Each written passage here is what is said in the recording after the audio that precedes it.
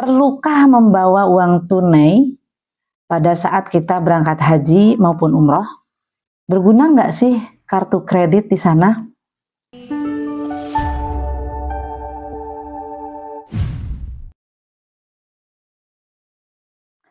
Assalamualaikum warahmatullahi wabarakatuh. Alhamdulillah wassalatu wassalamu ala rasulillah wa ala alihi wa sahbihi wa mawalah.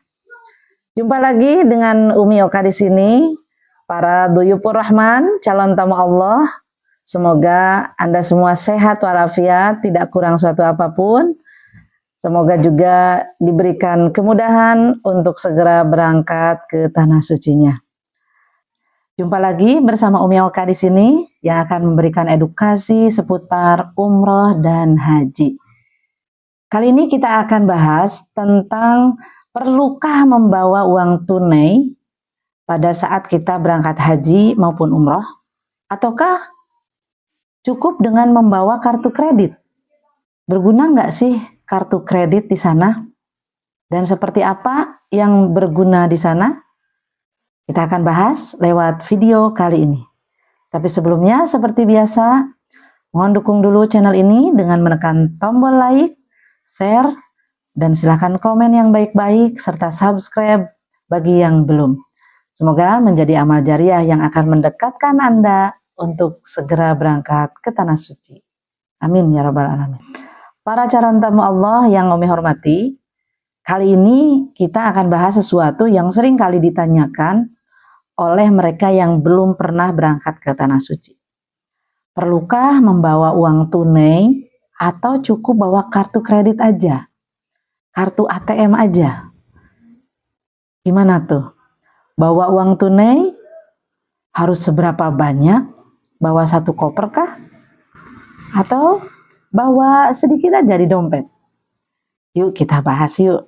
Soal bawa uang, selain tentu yang sudah diberikan dari living cost haji, kalau itu untuk jemaah haji, itu berupa uang rial yang Umi sudah bahas di video sebelumnya tentang living cost yang diberikan serta mengenali lembaran-lembarannya. Nah, untuk jamaah haji juga tentu kemungkinan besarnya tidak cukup dengan hanya membawa biaya yang dari living cost saja. Karena durasinya cukup lama, yaitu sekitar 40 hari. Ya kecuali bagi Anda yang benar-benar nggak kemana-mana, nggak butuh apa-apa gitu. Mungkin bisa jadi ya, walaupun jarang banget yang cukup, karena nanti godaan jajan, godaan belanjanya lumayan kenceng tuh. 3.100.000 kayaknya memang masih kurang ya, kurang untuk standar manusia Indonesia ya. Kecuali kalau benar-benar prihatin ya. Nah, jadi untuk melengkapi kebutuhan kita akan living cost tentu harus membawa tambahan uang lagi. Apakah berupa rial ataukah berupa rupiah, itu sebenarnya kedua-duanya boleh. Mau bawa rial boleh, bisa ditukarkan di saat kita masih di tanah air atau pada saat nanti sudah berada di tanah suci.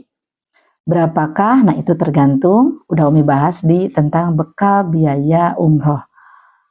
Tergantung apa? Tergantung mau belanjanya sebagaimana banyaknya. Apakah hanya buat kehidupan kebutuhan primer berupa makan minum aja atau mau belanja?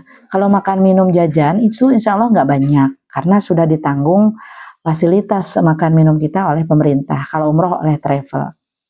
Tapi kalau misalkan bicara tentang belanja, maka itu nggak ada batasnya. Belanjanya baju apa emas? Belanjanya yang murah meriah apa yang mahal-mahal? Kan beda-beda.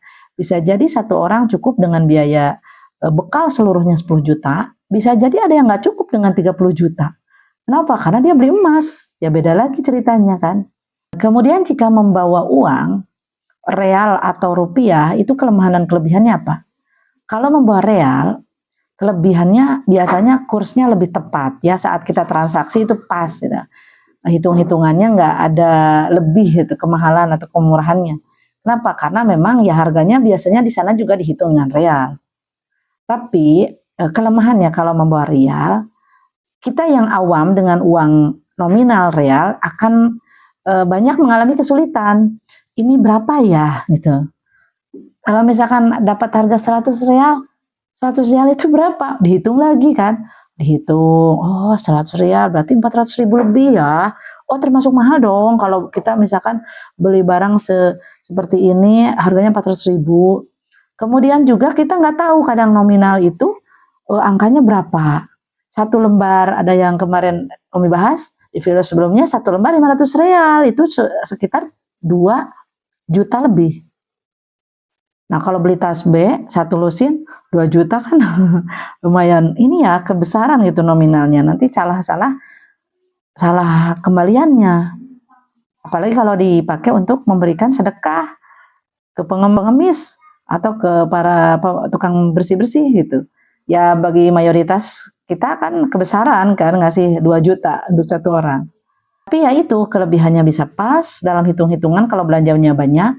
Kalau kelemahannya bagi yang tidak terlalu familiar dengan uang real nanti bisa salah ngasih uang.